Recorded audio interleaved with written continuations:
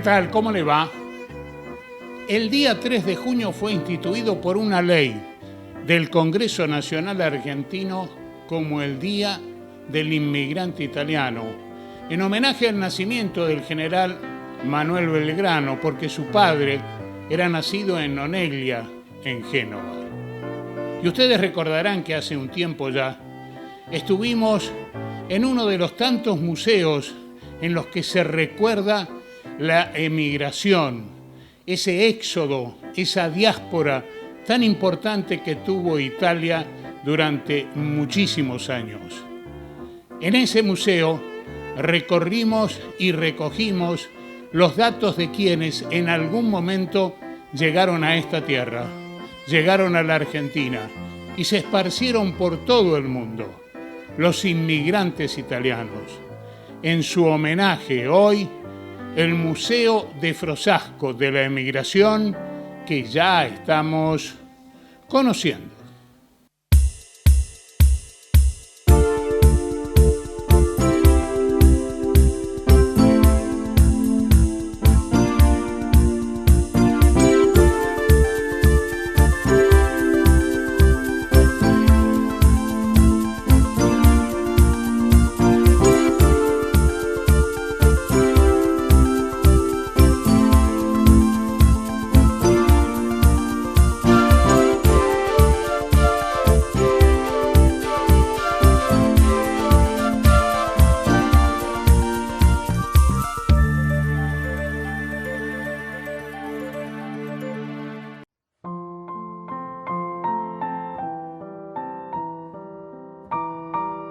Al recordar los inicios del fenómeno de la inmigración italiana, con apellidos famosos ya en el período colonial y durante el movimiento que procuraba liberar e independizar nuestro país, es importante destacar los datos hasta hoy conocidos del gran éxodo italiano, de esa diáspora de la que hablamos. Desde 1850, cuando se comienza a tener datos sobre la búsqueda de nuevos horizontes, hasta la década de 1970, el número que se posee es el de 26 millones de italianos dejando la península. La mitad buscó países de Europa como Francia o Alemania. 6 millones se fueron a los Estados Unidos. 3 millones vinieron a la Argentina y 1,5 millones fue al Brasil, el resto a diversos países. Es la Argentina hoy, después de Alemania, el país con mayor cantidad de italianos inscriptos en los padrones consulares y se estima que más del 50% de los argentinos tienen apellido de origen itálico. Podemos entonces decir que el lenguaje, las costumbres, la comida, la música y las danzas llevan esas huellas de quienes tuvieron que dejar su país natal para emprender un viaje hacia su futuro. La migración italiana marcó culturalmente a la Argentina, que reconoció en 1995 con una ley nacional, la 24.561, el día 3 de junio, como el Día del Inmigrante Italiano. A ellos, nuestro homenaje.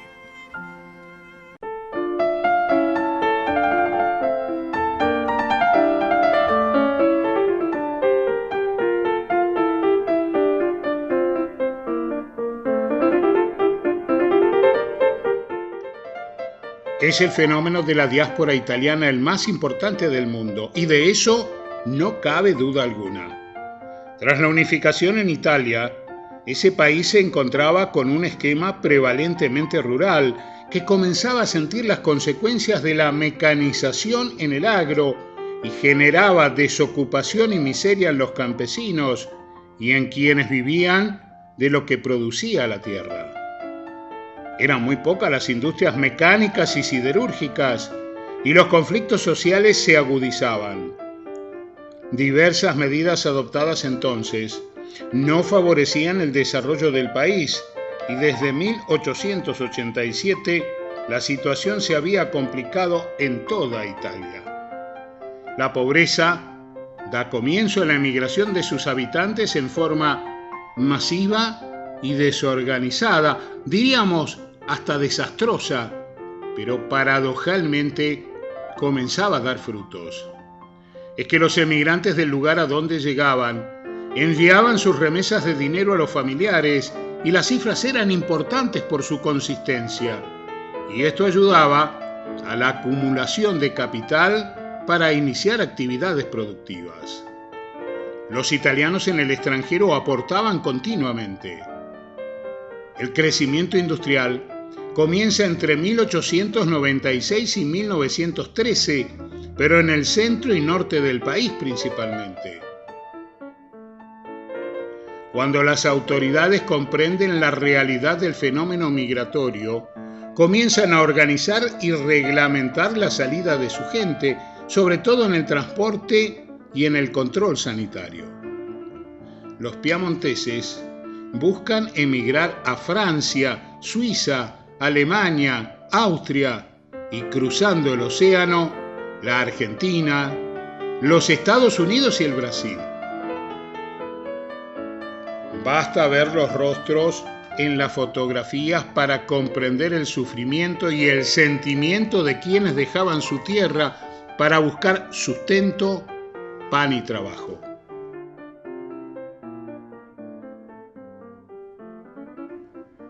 En la localidad de Frosasco, en el Piemonte, la Asociación Piemontesi nel Mondo decidió levantar un museo que recoge esta historia, estas vivencias, estos rostros, esas emociones. Es una obra de memoria y actualidad, una creación que busca dar relieve a esa diáspora de la que hablamos. La organización del museo es un homenaje a los 2 millones de piamonteses que dejaron su tierra entre 1886 y 1927 y que hoy suman casi 6 millones. Ingresamos al museo. La valija de cartón es el símbolo. Era lo único que tenían y que llevaban con sus escasas pertenencias. Quedaba tras ellos la familia, los afectos, la historia de toda una vida. Para los que provenimos de los barcos, de cualquier región de esa Italia querida, nos emociona. Este sentimiento, que se traslada en cada una de las secciones en que ha sido dividido el museo, se siente como nostalgia en el aire. Se iban a otras tierras hombres jóvenes de entre 15 y 40 años de edad, en su mayoría con posibilidades de trabajar en lo que fuera, pero también niños y mujeres. La mayoría eran campesinos que pertenecían a la población agraria, pero también había algunos artesanos, albañiles, operarios. No conocían el idioma del país elegido, pero llevaban encima toda la fuerza y el coraje de trabajo que habían mamado desde pequeños. Las familias del 800 eran numerosas, muchos hijos, muchas bocas para alimentar, pocos recursos para repartir. Si bien los destinos fueron diversos, el museo hace hincapié en la Argentina, que es el país donde hay mayor cantidad de inmigrantes italianos y especialmente los piamonteses, sobre todo en la pampa húmeda. Dicen que era tal la necesidad de partir que aquellos a quienes solo les alcanzaba para el pasaje en el barco se iban caminando desde sus pueblos hasta el puerto de Génova para buscar su destino.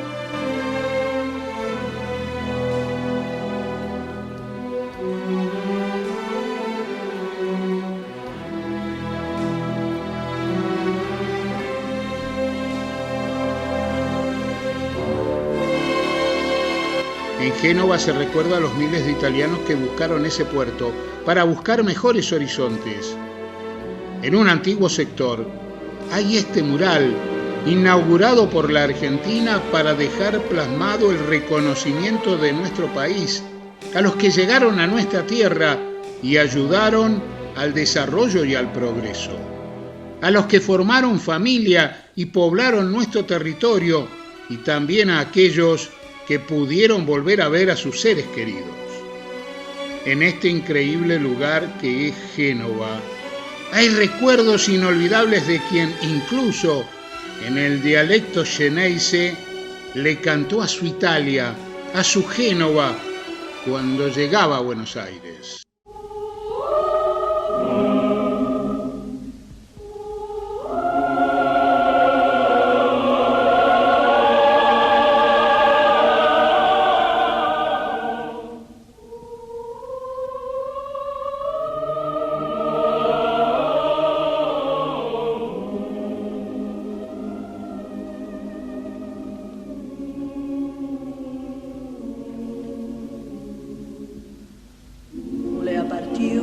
Senza una palanca, le ha 30 anni e forse anche più.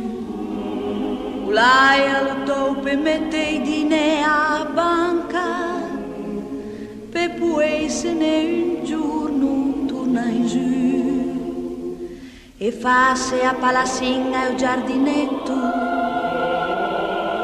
uran piccante e a cantinga e un vin.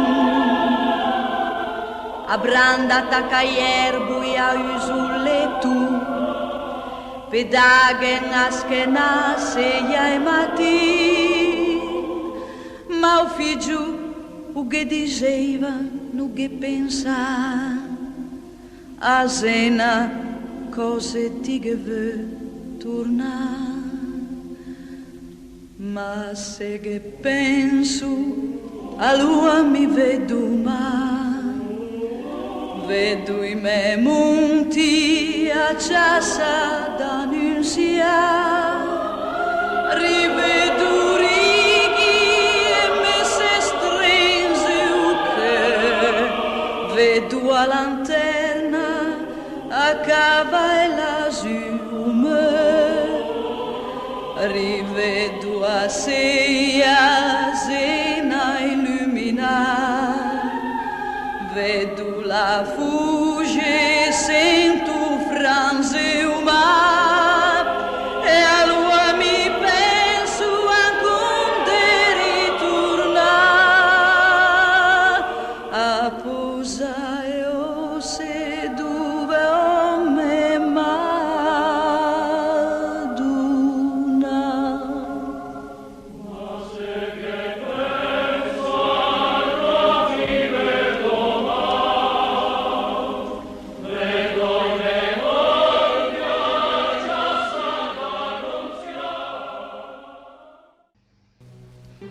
Es que se llegaba a una tierra de esperanzas, viajando en tercera clase, muchas veces en condiciones infrahumanas, superando la capacidad del barco y durmiendo en cualquier parte, muchas veces sin haber sido registrados. Hacían cola para obtener un poco de comida en el barco y se supo de los aprovechados de siempre que arreglaron rápidamente barcos ya fuera de uso para el gran negocio del transporte. Hubo tragedias, como el caso del barco Princesa Mafalda, que naufragó llegando al Brasil con 314 muertos. O el Sirio, que venía directamente a la América y que sucumbió frente a las costas españolas de Cartagena con casi 500 muertos. Este es el viaje de los que buscaban la fortuna en la América, como le decían en su dialecto. Este viaje duraba entre 14 y 20 días. 14 a 20 días de sufrimiento, pero con muchas esperanzas.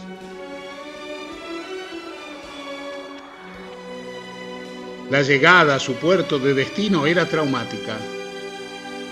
Por los severos controles de migraciones y sanitarios que se hacían en Nueva York en la famosa isla Ellis, comenzaron los italianos a volcarse al continente sudamericano, del Piemonte y de otras regiones.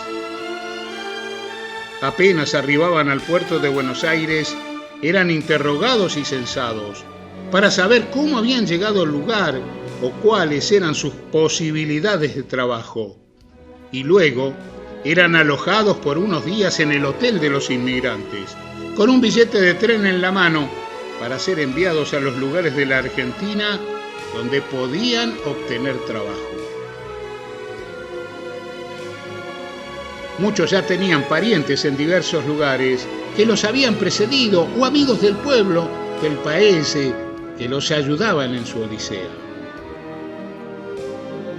Los inmigrantes se alojaban en el caso del campo o de pueblos pequeños, en casas de adobe, construidas en la mayoría por ellos mismos, casi en forma provisoria y rápido, porque los contratos eran por 5 años y muchos debían soportar el calor del verano sin sombra, porque los árboles plantados debían crecer.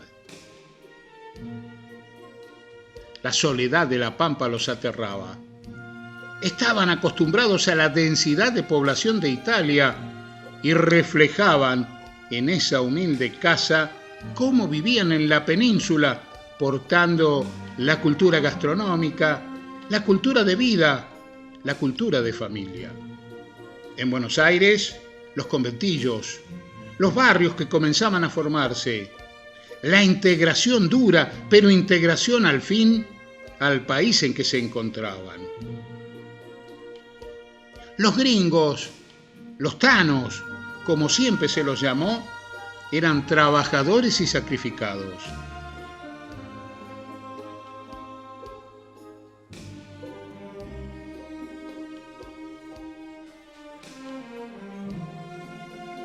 Los que se fueron a Europa consiguieron trabajo en distintas tareas.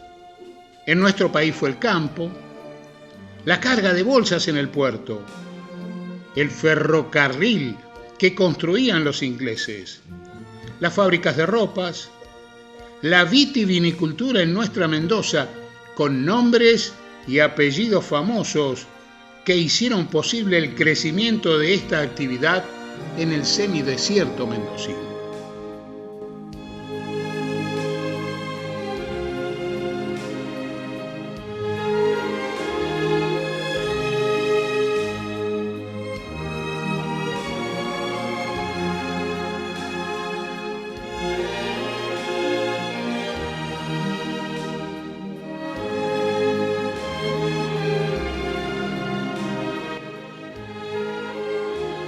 Cada uno de ellos deja en la Argentina el sello inconfundible del trabajo, del esfuerzo, del sacrificio, de la familia. La nostalgia era y sigue siendo un importante vínculo que desarrolla su cultura.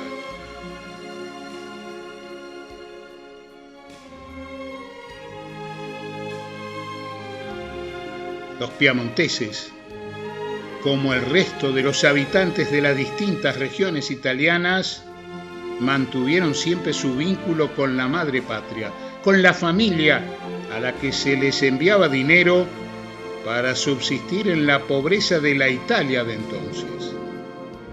Las remesas de dinero llegaron a ser el más importante ingreso en el Producto Bruto italiano. Por eso Italia no puede olvidar a quienes destinaron su sacrificio personal para ayudar a crecer la hoy Italia pujante. Comenzaron a formar sus asociaciones, primero encontrándose los del mismo pueblo, de la misma región, del mismo lugar, recordando siempre la patria. Nacen las asociaciones, las actividades culturales, las reuniones gastronómicas, la orquesta del pueblo, la religión, la iglesia, hasta el sacerdote, en la mayoría de los casos, también era italiano. Aprenden el idioma castellano, muchos con dificultad, y colonizan territorios de la Argentina, en muchos casos convirtiéndose en propietarios, haciendo la fortuna que habían venido a buscar. Surgen comercios con nombres italianos, buscan otros destinos, como la salvaje y lejana Australia, viven y trabajan y viven y hacen vivir a los demás. Es un estilo de vida especial que se refleja en cada lugar del mundo en que se encuentran. Son los tanos, los gringos, artistas, arquitectos, cocineros, trabajadores rurales, viticultores, sastres, peluqueros, profesionales, en fin, todas las actividades del hombre reflejadas. En cualquier lugar del mundo siempre encontramos a un italiano, a un piamontés, con su comida povera clásica, la bagna cauda, con su vino o su espumante, con su dialecto, que a veces se parece al francés. O un lombardo, o un véneto, o un siciliano, o un napolitano, un marquillano, un toscano, de toda Italia. Nace Piemontesi nel Mondo, un ente que nuclea las asociaciones de todo el mundo, y se fundan también otros entes con el mismo motivo. Se unen en lo que se llama gemellaggio, ciudades gemelas, municipios y diversos países con municipios del Piamonte. Se trabaja por la continuidad de la cultura y de la lengua, con un valioso aporte desde Italia, hoy menguado por la situación financiera. Nacen entidades de representación: los comités, el Concilio Generale Italiani all'Estero, el CGIE, y los entes de cultura y de lengua, las consultas, los entes regionales de unión con sus emigrados, los cursos de perfeccionamiento, las posibilidades de viajes con turismo social, las becas para estudiantes, todo lo que ha ofrecido Italia para los italianos en el extranjero. Los famosos del mundo están reflejados en el museo. Está Don Bosco y su obra salesiana, con su increíble aporte a la vitivinicultura mendocina y a la juventud sobre todo. Artistas y empresarios, profesionales médicos como Robert Gallo, que identificó el HIV, el virus del SIDA, o el arquitecto Vittorio Meano, uno de los autores del Teatro Colón, del proyecto del Congreso Uruguayo y otras obras de importancia. Hay dirigentes políticos reconocidos en los Estados Unidos, en diversas partes del mundo, hasta los famosos Sacco y Vanzetti, condenados a la silla eléctrica por un crimen que al final no habían cometido, ya que en 1977 el gobernador de Massachusetts reconoció el error. Artistas como Alan Silvestri y tantos piamonteses que recorrieron el mundo y cuyos descendientes continúan hoy su historia.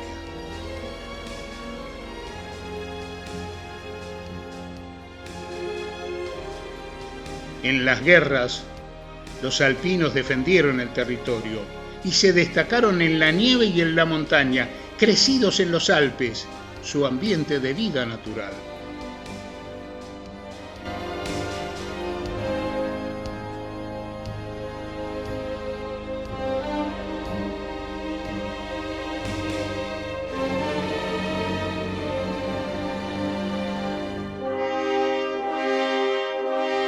Como les decíamos en un principio, el museo nos trae los recuerdos, las emociones, las alegrías y los sufrimientos, los espacios ganados en la cultura y en el mundo, toda una historia de vida.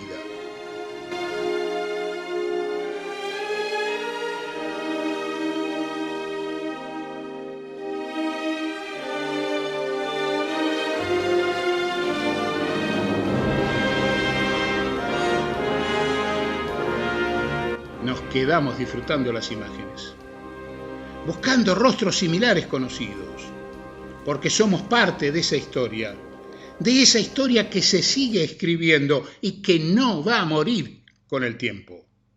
Estuvimos en Frosasco, simplemente conociendo.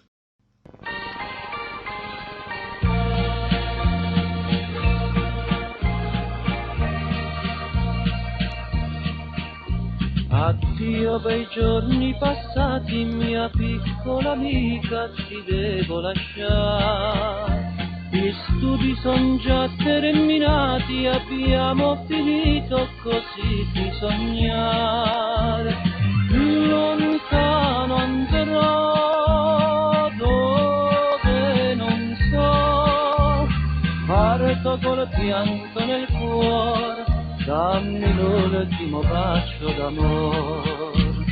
Non ti potrò scordare, piemontesina bella, sarai la sola stella che brillerà per me. Ricordi quelle sere passate al Valentino col biondo studentino che ti stringeva sul cuore. Rosina, il tuo allegro studente di un giorno lontano e adesso dottor. Io curo la povera gente ma pur non riesco a guarire il mio cuore. La gioventù non torna più, quanti ricordi d'amor a Torino ho lasciato il mio cuore. Non ti potrò scordare, piemontesina bella, sarai la sola stella che brillerà per me.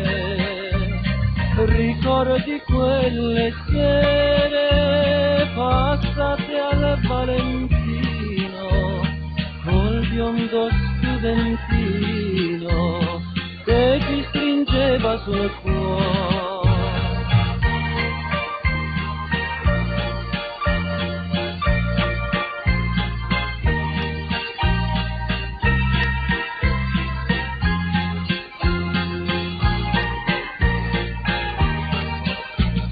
Ricordi quelle sere passate al Valentino col biondo studentino che ti stringeva sul cuore.